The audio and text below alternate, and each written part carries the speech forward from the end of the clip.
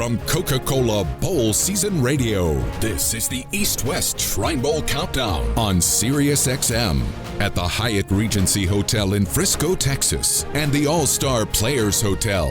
Here is your host, Kyle Youmans. Draft season is officially here. This is the East-West Shrine Bowl Countdown with Coca-Cola Bowl Season Radio. We are live from Frisco, Texas, host to the 101st Annual East-West Shrine Bowl as the NFL gets ready for the 2026 NFL Draft in Pittsburgh, Pennsylvania. Alongside the former Super Bowl champion scout, Mr. Bryan Broaddus, I'm Kyle Youmans. Bryan, you and I have been doing this draft thing for 7 years now together. You're a veteran at this. I've learned so much from you over these last couple of years, but this is always a fun week because now we get to really dive in and start to learn a lot of the prospects that are going to take the field in the NFL starting next fall. It is absolutely one of the best time of the year, Kyle. I'm always one of these guys as a former scout. I would like to say if we could just go out and evaluate players and not have to play the games, this would be a great job. Just go out there and find ways to, hey, my team on paper is better than your team. But this is one of those fun time of the years when you look at it overall. I think everybody gets into, it's kind of become its own season. You have the football season, and then you get into draft season, and there's so many guys and gals out there nowadays that are interested in the work, in the process, how to build a board, how to stack it, how to evaluate players. Which guy do you like more? Do you like the guy at Ohio State? Wait a minute, there's a guy playing at Kutztown I need to know about. So, yeah, that's the great thing about this season is it kind of gives you hope for the next. And then it also helps you, too, when you start to watch these games. Just like, oh, I remember that guy. I kind of like that guy. And then you have to pull out the notes that when the scouts tell you that, then they say, well, I like that guy. No, you didn't. I have it right here. You didn't like that guy. So this is a great time of the year. Yeah, I love the fact that there are so many different voices. And it's representative of what happens in a war room and what these teams have to go through in terms of gathering information and taking all of the sights seen and the film studied from the college football season and translating that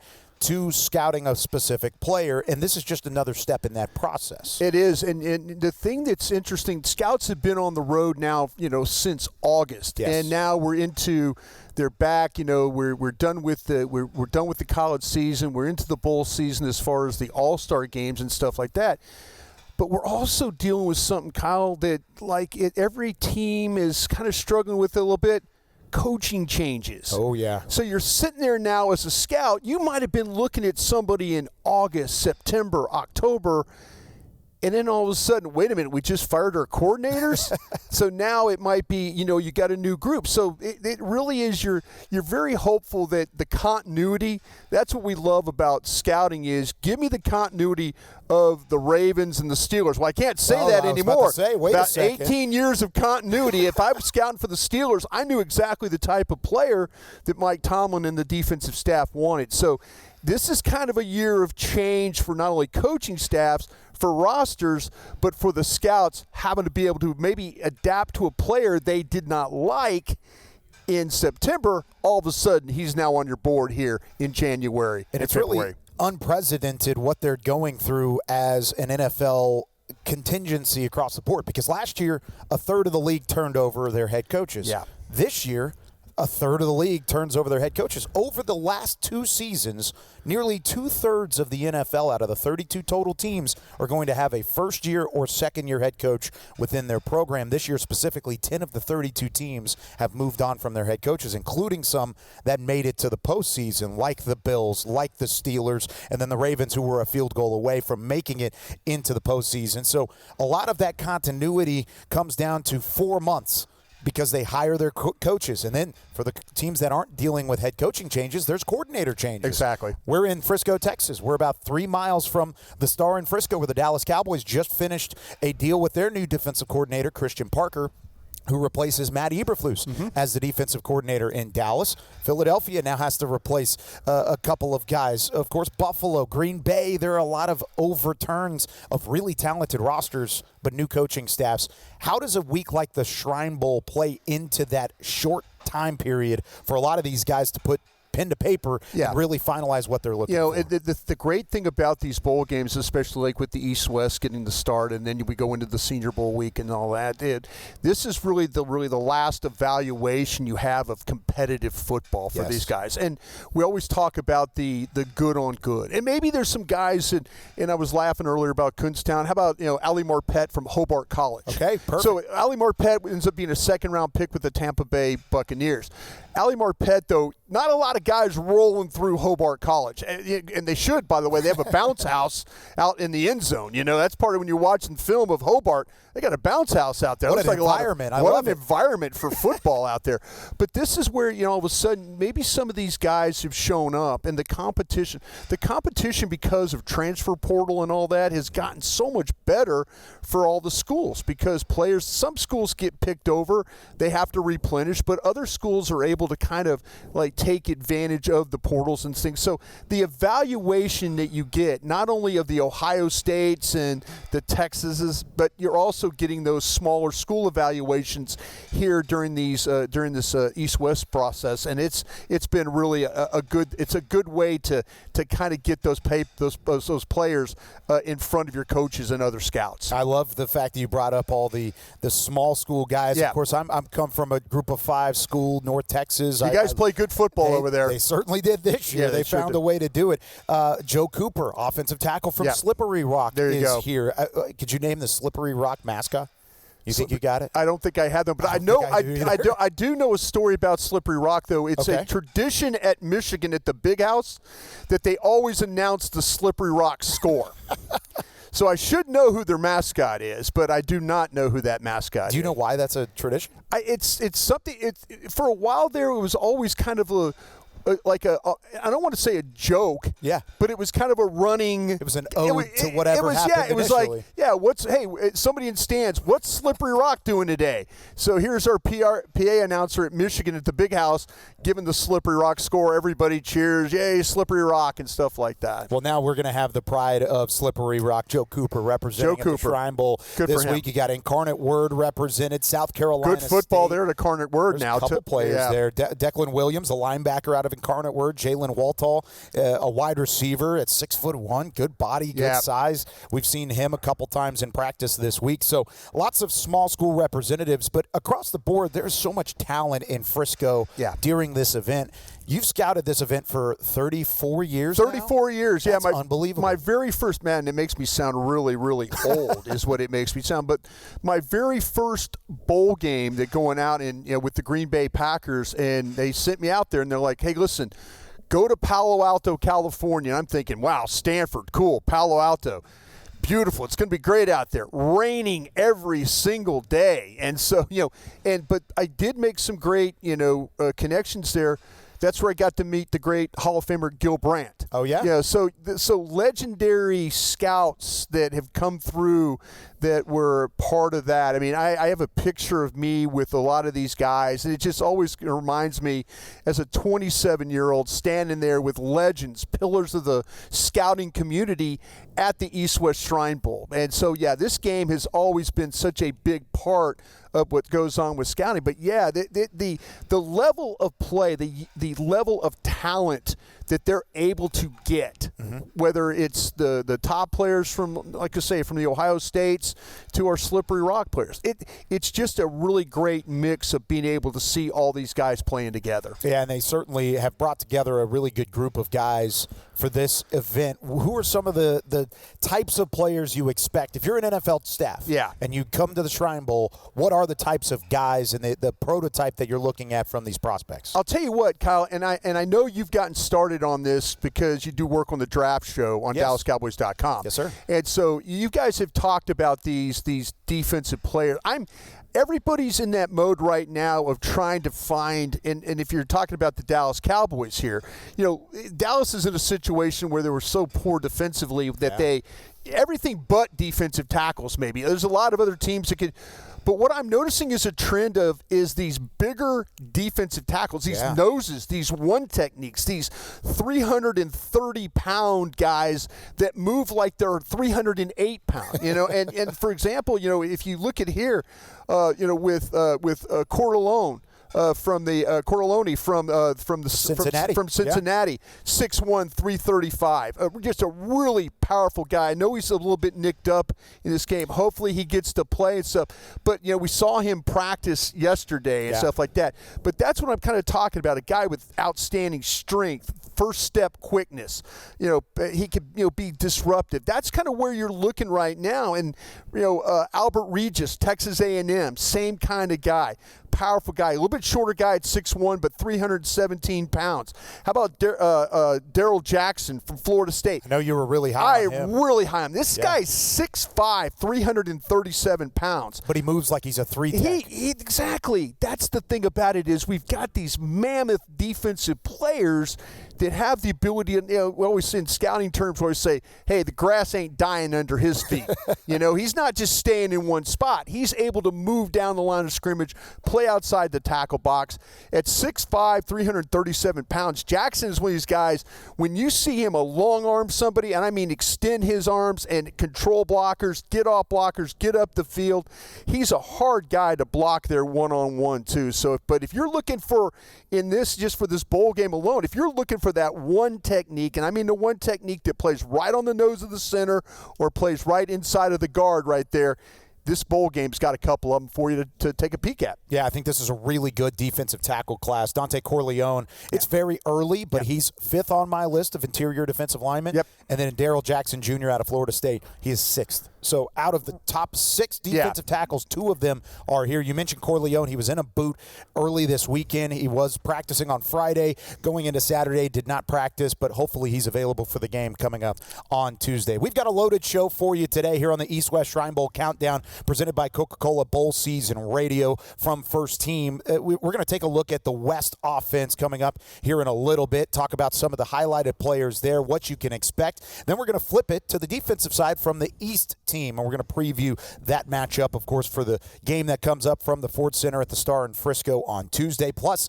we're going to hear from Dontay Corleone in this show. We're also going to hear from linebacker from Iowa, Karson Sharar. Nice player. Is a really interesting player, maybe a smaller body, but man, his film stands out from an Iowa defense that has produced some pretty good linebackers in the past. Bryan Broaddus, alongside myself, Kyle Youmans. We've got Kyle Cross here as well from Frisco, Texas, in the 2026 East-West Shrine Bowl. More to come on the East-West Shrine Countdown, presented by Coca-Cola Bowl Season Radio.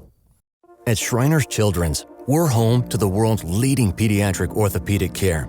Because so many life-changing advancements start here. We provide access to the best doctors and never allow your ability to pay for services to compromise the care your child needs. We're the first place to turn for the most common or complex orthopedic conditions. Home to possibility and empowering kids to achieve the extraordinary. The most amazing care anywhere begins at shrinerschildrens.org. Tim, I'm receiving an important update. Ooh, are you getting night vision? No. I just found out you could get $200 with Navy Federal Credit Union when you refinance your auto loans from another lender. So, no night vision? No night vision. Learn more at NavyFederal.org/auto loans. Navy Federal Credit Union. Our members are the mission. Navy Federal is insured by NCUA. Credit and collateral subject to approval. Refinance loan must be at least $5,000 to be eligible for the $200. Terms and conditions apply. For 75 years, the National Football Foundation and College Hall of Fame, through programs and initiatives like the College Football Hall of Fame, Campbell Trophy, and National Scholar Athlete Awards, has strengthened communities, promoted education, preserved opportunities, and protected the game. To learn more and become a member, visit footballfoundation.org. That's footballfoundation.org.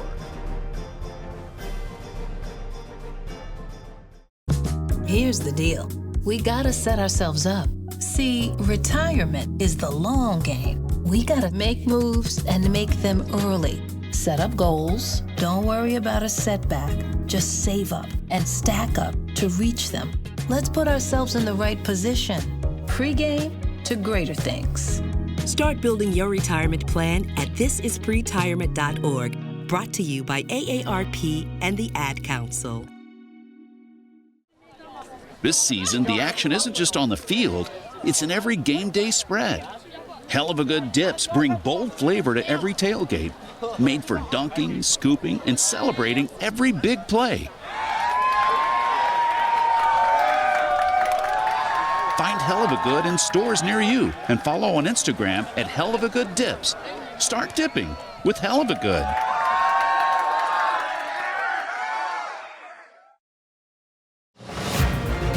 Now, back to the East-West Shrine Bowl Countdown.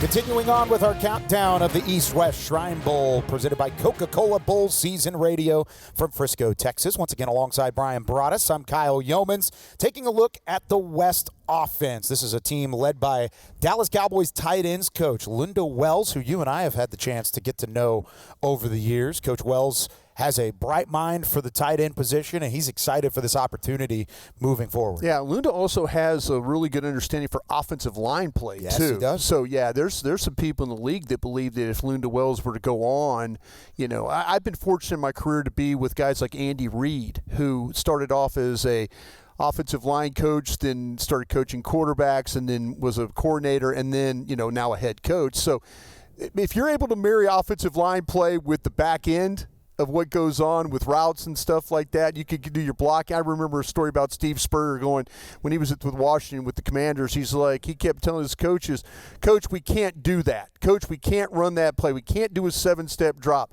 And Steve Spurrier, well, just block it. Just get up there and block it. Whatever you have to do, just get up there and block it. So if you're able to marry the blocking with the routes and stuff like that, which Lunda Wells, I think, could absolutely do, and then the opportunity to be a head coach with in this, and it's a great opportunity for him. It kind of showcases the talent that he does have. Yeah, we of course have seen him with the Cowboys in the tight end room. Guys like Jake Ferguson, who just earned his second Pro Bowl nod, and then the emergence of Luke Schoonmaker in 2025, along with Brevin Spanford, who was a undrafted free agent addition at the tight end position. So he certainly has a strong background as well. I texted him this week and said, hey, congrats on the opportunity. And he said it's a humble opportunity for him to be able to lead this team in the West coaching staff across the board. Let's take a look at the quarterback position, just some of the names that are out there as well. I think the number one name that sticks out for college football fans is Haynes King, the quarterback from Georgia Tech. I mean, my goodness, what a year and a career that he had. Started at Texas A&M as a product out of East Texas, Longview High School, won a state championship with Longview, goes to Texas A&M, sat behind some really talented quarterbacks, was in a couple battles there. Then he goes to Georgia Tech and revamps that whole program with the success that he's had. He's probably the number one name. Who else stands out to you on that quarterback list? Yeah, I think that if I could circle back about with Haynes King. Certainly can. Yeah, the thing that I really, really like about him, and I, again, being very fortunate to being around some really tough quarterbacks in my scouting career, Brett Favre being one of them, playing all the games that he did in a row. You know, with Haynes King, you see when you watch Georgia Tech film, it is like, man, this guy is willing his team to win. Yes. And I think this is what scouts are going to really like about him. They're going to love his toughness. They're going to love his leadership. They're going to love the fact that I feel like that he has improved as a passer too. He was a guy that kind of was take the ball, run over somebody, but he has gotten better as a passer. And you watch him in some of these big games where he's been able to make the throws, to be able to, hey, how can you make that throw that, you know, with those wide college hashes? How can you stand on the right hash and make the throw all the way outside left sideline? Haynes King has gotten better, but man, what people are going to fall in love with him, and scouts already have, is that toughness, that willingness to lay your body on the line. You got to love it. We've seen that with a guy like with Allen there in Buffalo. Josh Allen with that running sub. When he came out of Wyoming, it was like my man was throwing to cattle ranchers. Man, he's throwing it in Wyoming. He's not throwing to NFL receivers. No offense to, you know, I mean, I think Ryan Yarborough was a receiver out there. Was one of them, but he's throwing to guys, and then you get him into the NFL. And there's that element of toughness, that finish, but then he improves as a passer. And I think that Haynes King is probably the same type of guy. He's one of those guys that I think he benefits from developing as an individual by staying at Georgia Tech and finishing as a senior year. But really, that 2024 tape was where he was best. He finished with 73% completion. Yep. I remember that back-and-forth battle against Georgia yeah. in Athens. I mean, that was one of the best football games of the year in 2024. And it was Haynes King that was willing his team to win. One of the biggest knocks for Haynes King is the throwing motion. Yeah. It's always been extremely high. You can go onto Google. Try this out for those at home. Unless you're driving, don't do it. But if you're sitting down listening to Coca-Cola Bowl Season Radio here, go ahead and go in Google. Just say Haynes King throwing motion. Sure. And it looks like he's pulling the string on a fan when he's releasing a football. I mean, it is a high pull down, old school throwing motion, which in today's day and age of the quarterback, scouts aren't necessarily looking for that anymore. No, it's funny, but you say that, and then I remember many years ago. You remember a guy named Kerry Collins that was drafted Carolina. This is the 1995. Okay. Played for the Giants, and he had a solid career. Had a long career, but he had a hitch. He had it when he went back, like his elbow dropped. And it was always these coaches. I can correct that. If I had that player, I know I could correct that. And it's early in his career. Yeah. And he plays like 18 years. You know what? They never corrected that. Wow. He just played. And so sometimes, that you can get with coaches. And this is sometimes what happens, too, with these quarterbacks. And we see the transfer portal and how it works. Are you a quarterback that has really good talent, but then you get to the right guy to teach you mechanics? Yeah. Or do you go to a guy that doesn't teach you very good mechanics? So this is what you kind of have to. But Haynes King, I'm sure somebody's going to get him, and they're going to say, "All right, hey, listen, we're going to get you to point your shoulder and point your knee and point your hip, and then we're going to get you to kind of turn your body, and they're going to work on it, and then they're going to figure out that he's really good by just letting him throw." And he is a gamer. He is an absolute gamer. And that's one of the things with these guys, that if they have a little bit of an interesting throwing motion, or it's a little different and maybe a concern, you still look at the tape and it's like, okay, he's still playing hard. Oh, by the way, he's got Georgia on the ropes at the hedges. Don't let that with Georgia with eight defenders that are going to get drafted in the NFL. Yeah. And don't let that bother you. They did have a throwing clinic, throwing session earlier this week at the Shrine Bowl. Sure. And they put a chip in the ball, like a smart chip, and it tracked the spiral and spin rate and effectiveness of throws. Haynes King was the best of the group on both teams. So keep that in mind, even with an Maybe he's on to something. Maybe he's on to something. He's still got a little bit of game left in him. Some of those other quarterbacks, Mark Gronowski from Iowa, he was probably the most impressive in the early practices that we got a chance to look at. Yeah, you can watch the tape of him, and they played some big games this year. Iowa really not known as a great offensive team. Especially not throwing the ball. Yeah, defense, one of the best in the country. But an opportunity to work with NFL coaches here. So Mark has to be excited about that. Yeah, Joe Fagnano from Connecticut, and then Miller Moss is a big name out of Louisville, who started at USC, had some success. Watched him beat my alma mater LSU in an early season game. That was in Vegas, right? Vegas game, yeah. Another 2024 game. Yeah, and absolutely. You turn around, he goes to Louisville, had success there under Jeff Brom, and really grew as a quarterback. He's still listed at 6'1", 211. He is really small, probably the smallest of the group in this Shrine Bowl class.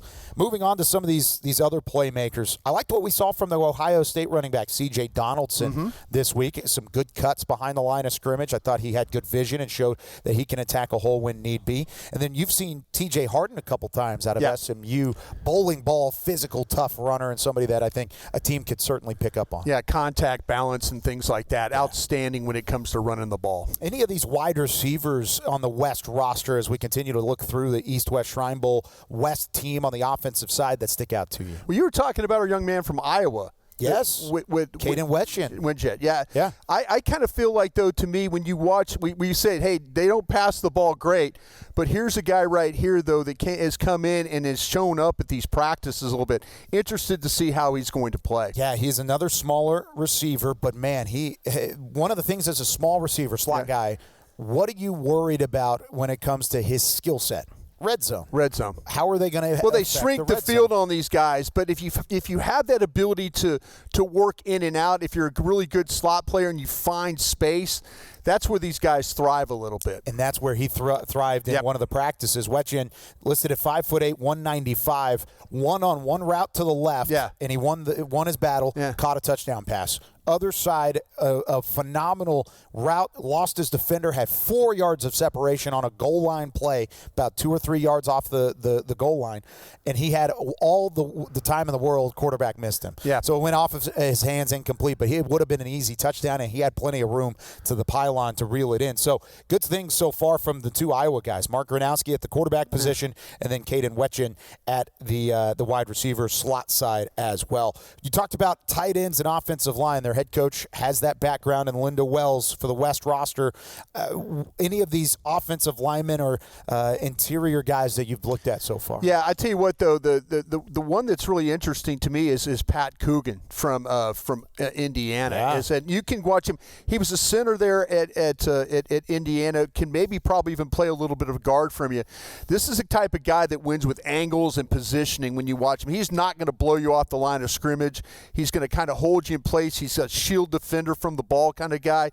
He's made, as I mentioned, he's made some starts at guard. So there's that position flex. Sometimes it's a blessing. Yes. Sometimes it's a curse. But him playing a center, man, you will see him like slam down on a tackle and kind of make sure that his guard has that guy before he works up at the second level. High IQ type of a player out of Indiana. Yeah, and he was named the Rose Bowl MVP. Gotta love that. Which is one of the coolest moments we've seen all season long. And then also, not to mention, the reason he won that award is because he is the heart and soul of that offensive line. Yeah. He embodies the toughness, the grit that Coach Curt Cignetti, now national championship winning Coach Curt Cignetti, embodies, and he wants his offensive line to show. He is one of those guys to keep an eye on throughout the week and throughout the draft process, because I think that's the type of leadership and the type of grit that you're looking for from a prospect in the NFL draft. All right, that's the West offense. We'll take a deeper dive into their counterparts on the other side from the East defense. When we return, we're also going to hear from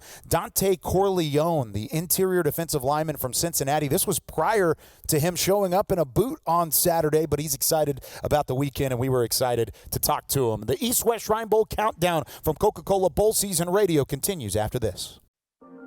First, at Shriners Children's, the world's most advanced scoliosis procedures are born here. In fact, we deliver access to the world's best doctors for nearly every pediatric orthopedic condition. We're delivering care without compromise is our promise. And kids can just be kids. Because being first always starts with empowering the extraordinary. The most amazing care anywhere begins at shrinerschildrens.org. Tim, I'm receiving an important update. Ooh, are you getting night vision? No. I just found out you could get $200 with Navy Federal Credit Union when you refinance your auto loans from another lender. So, no night vision? No night vision. Learn more at NavyFederal.org/autoloans. Navy Federal Credit Union. Our members are the mission. Navy Federal is insured by NCUA. Credit and collateral subject to approval. Refinance loan must be at least $5,000 to be eligible for the $200. Terms and conditions apply. A 43-yard field goal with a ticket to the championship on the line. Here's the snap. The kick is... At this moment, who you voted for doesn't matter. What kind of car you drive, how much money you make, what kind of music you listen to, or how many followers you have doesn't matter. At this moment, the only thing that does is football. Visit footballmatters.com. This season, the action isn't just on the field. It's in every game day spread. Hell of a Good dips bring bold flavor to every watch party. Made for dunking, scooping, and celebrating every big play. Find Hell of a Good in stores near you and follow on Instagram at Hell of a Good Dips. Start dipping with Hell of a Good.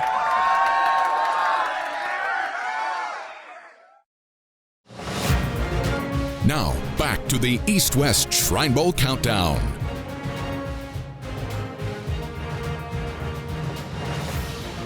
Kyle Youmans back here with the Shrine Bowl Countdown on Coca-Cola Bowl Season Radio. Now joined by one of the premier defensive tackles in this NFL draft class, not just with the East-West Shrine Bowl, but with the draft class, Dontay Corleone from Cincinnati.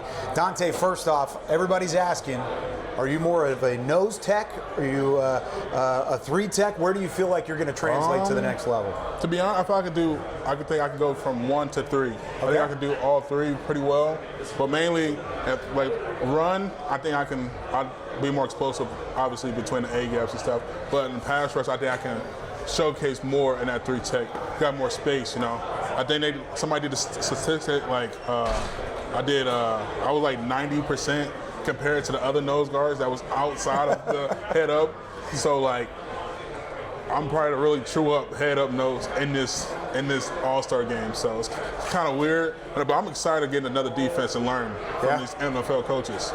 And you're going to have an opportunity to go up against some great offensive linemen. And that's why I'm excited for tomorrow. Are you excited for the one-on-one drills, or what? That's all I'm looking for. I don't care about the Indy. I don't care about nothing else. It's the one-on-ones, mano-a-mano. That's awesome, and that's a competitor in yourself. Let's go back to your upbringing and growing up in Cincinnati. Yeah. When did you realize that you loved football, and when you realized it could be a part of your future?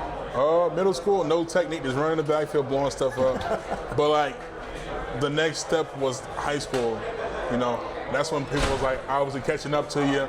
You got to actually learn technique, and that caught up with me. I learned. That's what made it even more fun. So people have been playing since Pee Wee. I've been playing from middle school. So every year I feel like I'm getting better at something. So that's why I take advantage out of it. This year, more protections.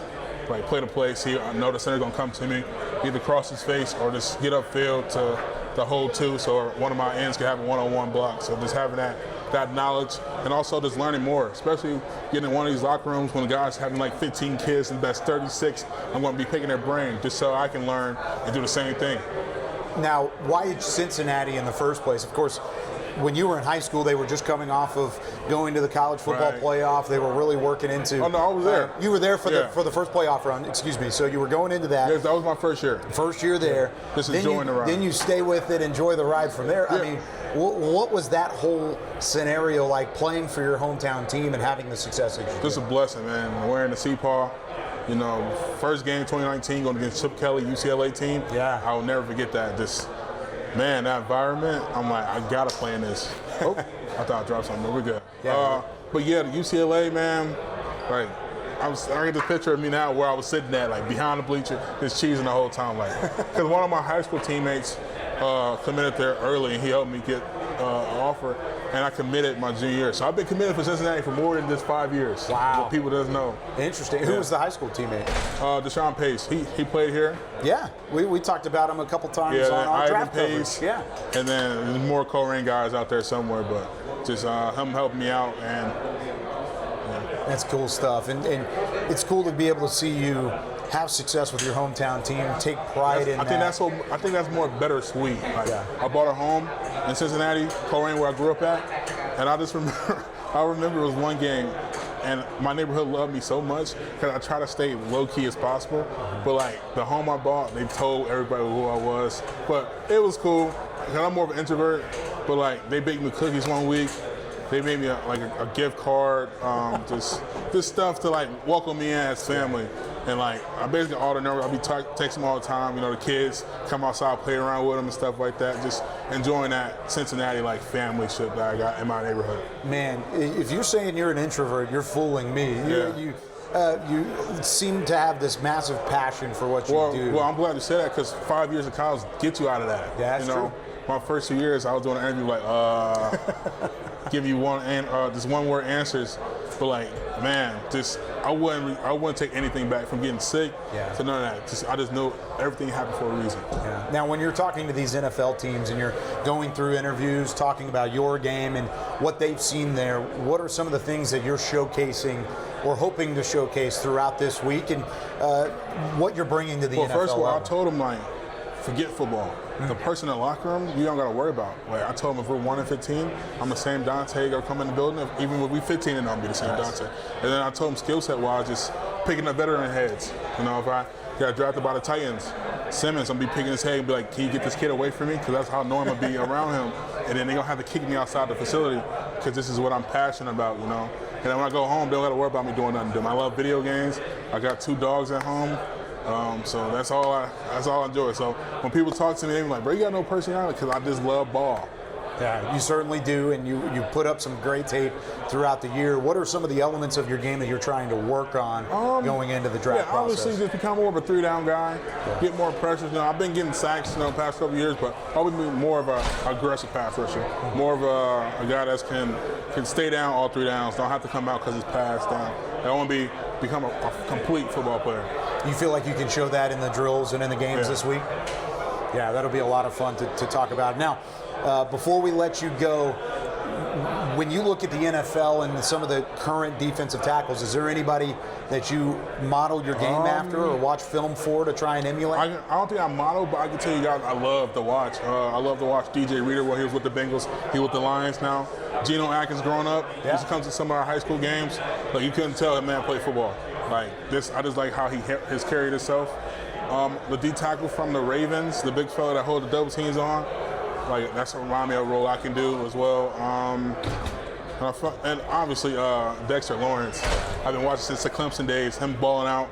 And then I think the last one, I think there's one more I'm missing, D tackle. And obviously Aaron Donald, the guy nobody ever gonna reach him, but that's the guy you want to reach for. He's the guy that did everything right. No doubt about it. Dontay Corleone, interior defensive lineman from Cincinnati, joining us here on Coca-Cola Bowl Season Radio. Dontay, it's been a pleasure getting to talk to you. Good luck this week. Can't wait to see you on the field. Thank you. Best personalities and one of the best players in this East-West Shrine Bowl group, Dontay Corleone from Cincinnati. You could hear the personality side of it, but you could also hear the intensity a bit, too. He loves football. He absolutely loves football. And one of the things I remember, we had an honorary captain program when I was with the Packers, and we had a deal where we would bring these players in, and these players didn't know these guys. They didn't know who the players were. They were just kind of in their own little world. The fact that he has this recall about, hey, I like watching this game, or this player, and I like watching this player, and he has that kind of recall. You absolutely have to love a player that has an understanding of the players before him, but the players that are playing today and the players who are playing at a very, very high success rate. Yeah, and you could talk about just the guys he maybe not models his game after. He didn't want to say it that way. Right. But just the guy he watches film of and tries to emulate a bit in his own game. You can see he's got a high expectation for himself. Hopefully we'll get to see him on Tuesday. Once again, he was in the boot earlier this week in practice and was taken off of the roster initially, but still one of the more talented interior defensive linemen in this NFL draft class. When we come back on the East-West Shrine Bowl countdown from Coca-Cola Bowl Season Radio, we're going to talk to Iowa linebacker Karson Sharar. Sharar, hometown product and somebody that could make an impact at the second level of an NFL defense. Right after this with more from Coca-Cola Bowl Season Radio. At Shriners Children's, we're leaders in pediatric sports medicine. With expertise in sprains, tears, fractures, and other sports-related injuries. We're here to deliver the best care in the business and never allow your ability to pay for services to compromise the care your child needs. Because every great comeback starts with a game plan for empowering the extraordinary. The most amazing care anywhere begins at shrinerschildrens.org. Tim, I'm receiving an important update. Ooh, are you getting night vision? No. I just found out you could get $200 with Navy Federal Credit Union when you refinance your auto loans from another lender. So, no night vision? No night vision. Learn more at NavyFederal.org/auto loans. Navy Federal Credit Union. Our members are the mission. Navy Federal is insured by NCUA. Credit and collateral subject to approval. Refinance loan must be at least $5,000 to be eligible for the $200. Terms and conditions apply. Here's the deal. We gotta set ourselves up. See, retirement is the long game. We gotta make moves and make them early. Set up goals. Don't worry about a setback. Just save up and stack up to reach them. Let's put ourselves in the right position. Pre-game to greater things. Start building your retirement plan at thisispretirement.org. Brought to you by AARP and the Ad Council. For 75 years, the National Football Foundation and College Hall of Fame, through programs and initiatives like the College Football Hall of Fame, Campbell Trophy, and National Scholar Athlete Awards, has strengthened communities, promoted education, preserved opportunities, and protected the game. To learn more and become a member, visit footballfoundation.org. That's footballfoundation.org.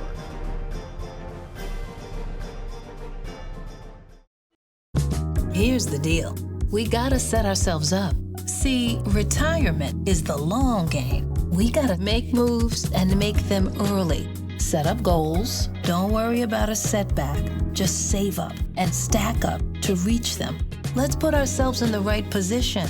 Pre-game to greater things. Start building your retirement plan at thisispretirement.org. Brought to you by AARP and the Ad Council. Now, back to the East-West Shrine Bowl Countdown.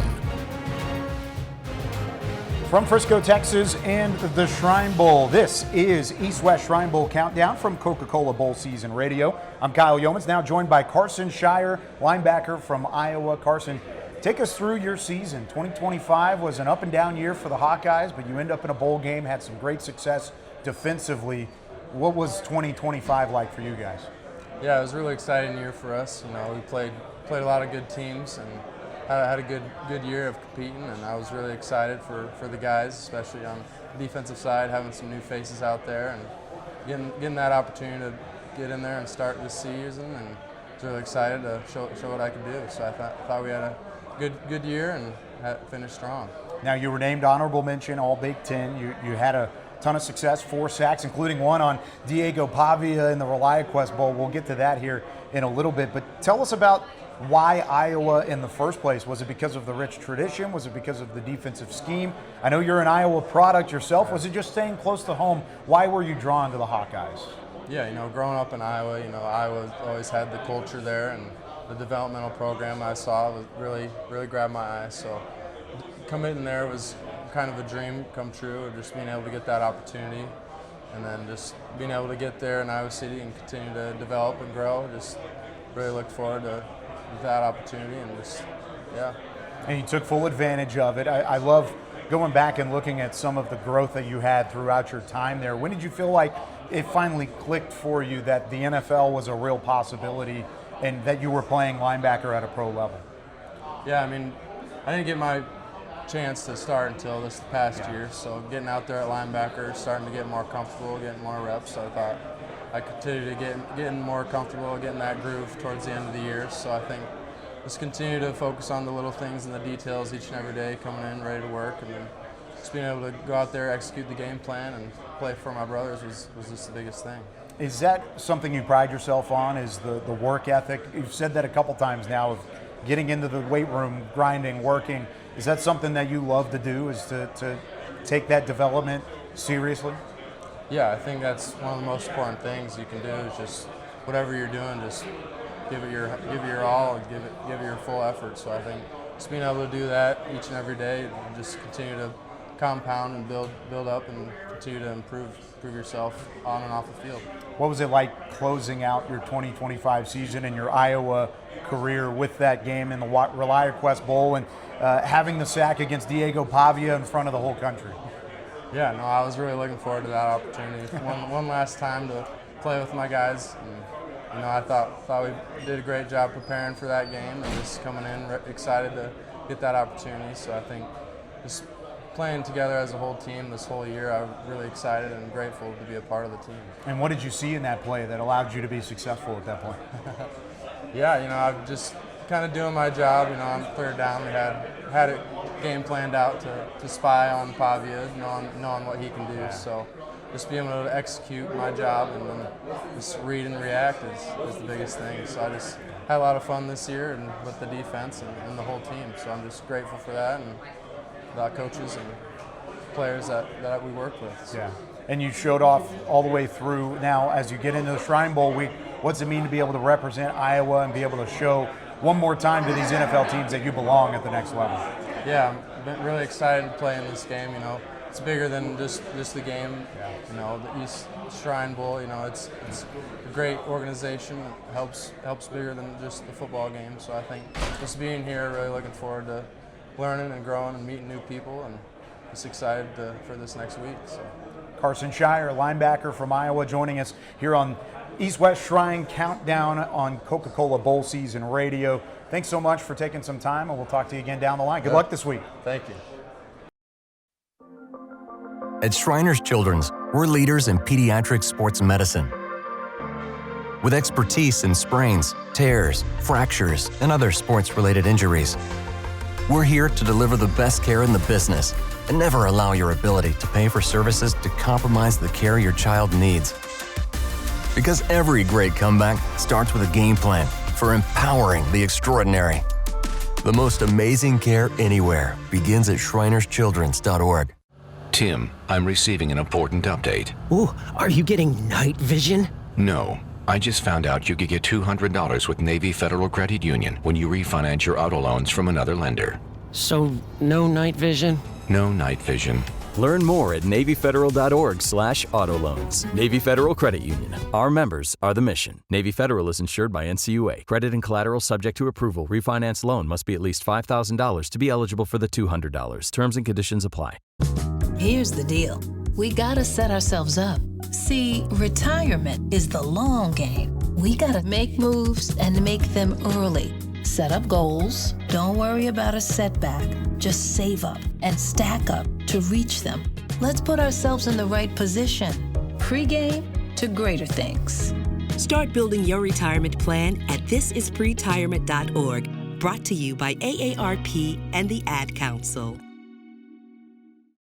For 75 years, the National Football Foundation and College Hall of Fame, through programs and initiatives like the College Football Hall of Fame, Campbell Trophy, and National Scholar Athlete Awards, has strengthened communities, promoted education, preserved opportunities, and protected the game. To learn more and become a member, visit footballfoundation.org. That's footballfoundation.org.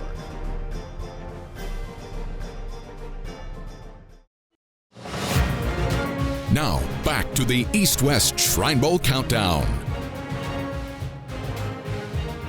Welcome back to the East-West Shrine Bowl Countdown from Coca-Cola Bowl Season Radio by First Team. Back alongside Bryan Broaddus, I'm Kyle Youmans from Frisco, Texas. We are at the second floor of the Hyatt Regency as the players continue to trickle in from practices, getting into their meetings. A busy week as each of these teams get ready for Tuesday's 101st East-West Shrine Bowl, which you can hear here on Coca-Cola Bowl Season Radio. You'll be on the call with Brian Estridge. Looking forward to it. Very excited about that. Can't wait to listen. I know Michelle Montaigne's on the sideline. You've got LaDarren McClain on the sideline, an all-star group from the Ford Center presenting this year's East-West Shrine Bowl. Well, I hope they're ready to carry a 250-pound man on their back then, this broadcast. It sounds like we have a great crew. Really looking forward to working with everybody here. No doubt about it. And we'll have some other shows throughout the week as well, so stay tuned with everything on Sirius XM and Coca-Cola Bowl Season Radio. Follow the socials for the opportunity to follow along as well. We just listened to Karson Sharar in that last segment, the linebacker from Iowa, listed this week at 6'1", 228 pounds. Got some length to him as well, 10 feet in terms of arm length and what you've got across the board. What do you think in terms of what he's done as a film study going into this week and how he's presented himself? If you go back and look at Sharar's history, really a special teams guy. You're talking about the measure, maybe a little bit of a lighter guy when it comes to what you would want from inside linebacker bulk-wise, But, man, I'll tell you what, the film, as they say, does not lie about him. This is a downhill player. This is a guy that reads it extremely quickly. He's able to process, and then you see him fly into the football. He has an idea. Iowa's defense is one of those that's very gap sound the way they play. That's why they're hard to move the ball on. Their defensive linemen are coordinated with their linebackers. Sharar's one of those guys. I mentioned him. He was a special teams player, really had a breakout season this year, had sacks, like 4 sacks. And so you're thinking like, wait a minute now, here's a linebacker playing downhill. We can use him in pass rush. wow, look at that. Well, here, so he's able to do those kinds of things, the processing, the reaction, the power that he plays at. There's some pop to him when you watch him tackle. Like the quick trigger, he gets there, and boom, he's hitting guys and getting them on the ground. I don't see him playing a lot in coverage, even though they kind of play him in the slot. So you're thinking like, whoa, wait a minute, they're going to play him outside and let him do.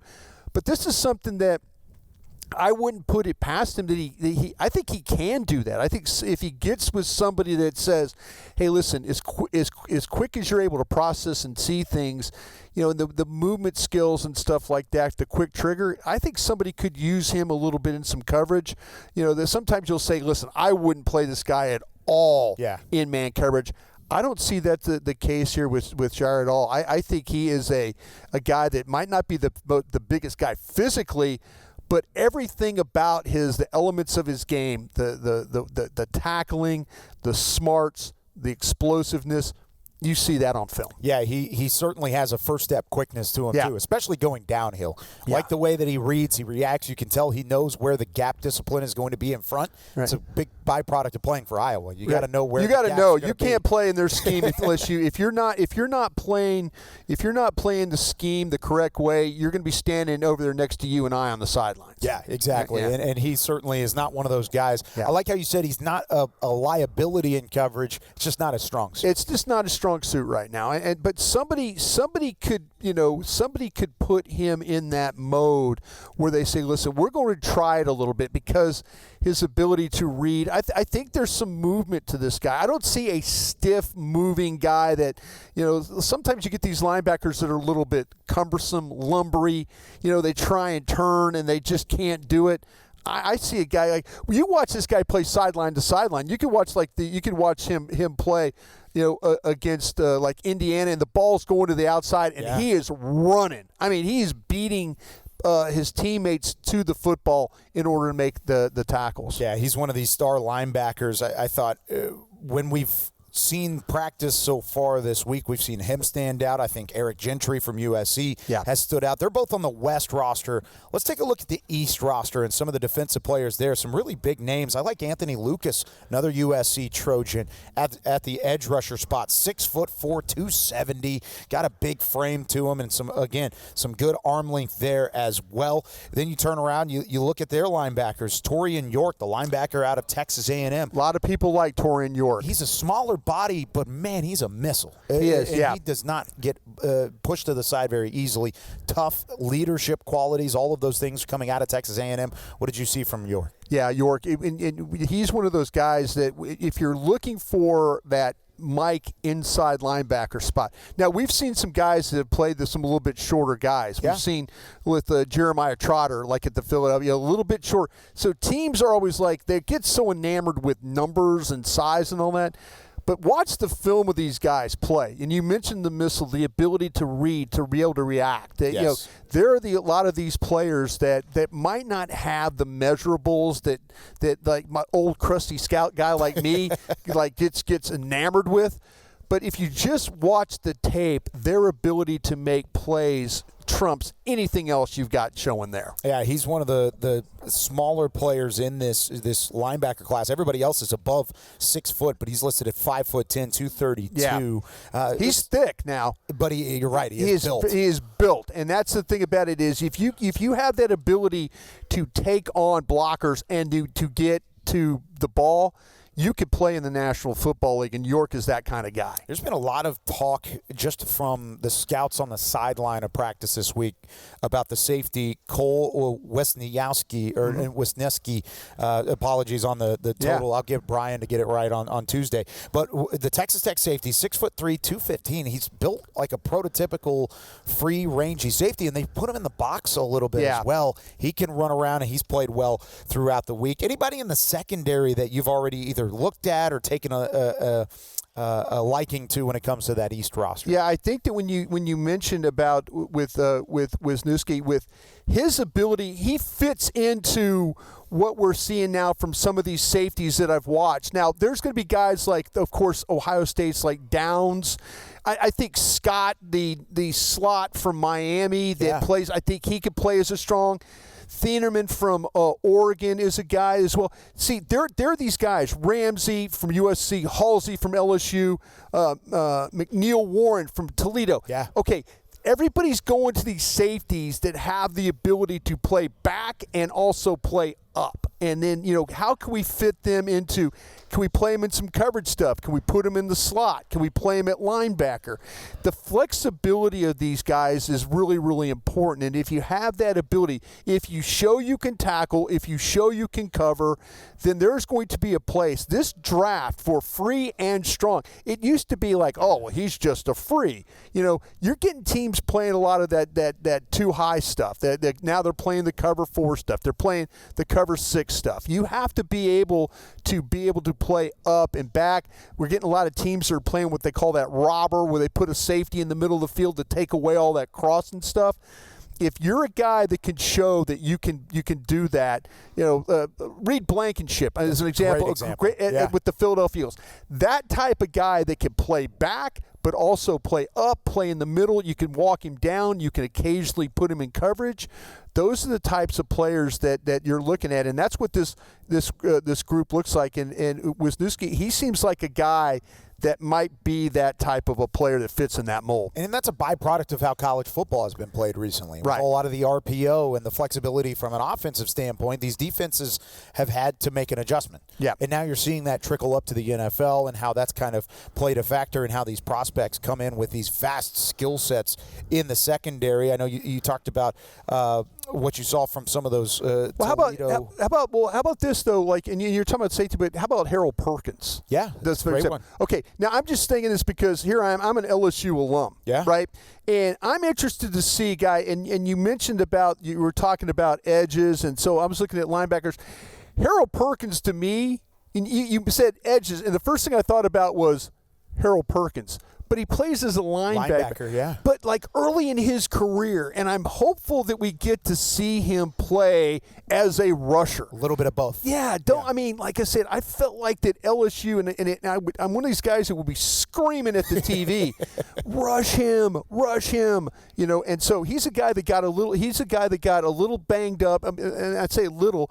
Had a knee injury against UCLA, lost the season, had the knee fixed. But, man, LSU played him as a kind of a drop cover linebacker when he needs to be screaming. You look at his first-year tape when he was at LSU. He was a blitzer. He was an edge rusher. He was an attacking player. I just hope that somebody takes a look. This guy was talked about as one of the best players in the country when he was coming into LSU. And now he's kind of like, maybe he's a day 2, day 3 guy. But if you evaluate him the right way, I think you'll be happy with what you have. Are teams reluctant to put him at edge rusher in their boards just because he's listed at just above 6 foot? Because even when they measured him this week, 6 foot and a little bit of chip. I think that to me that like you say, you could watch him actually do it in the SEC. He's got film. You could watch him play against Alabama and people like that where he's lining up and he is screaming off the edge and dipping. So yeah, if you want to play him at linebacker, you want to play him in off-ball stuff, maybe bulk him up a little bit. I don't know how much bigger weight-wise he can get, but I do know, though, that if you're going to draft a player that's got a lot of ability to put pressure on the quarterback, Harold Perkins is that guy. I wish LSU would have done that like the last couple of years more.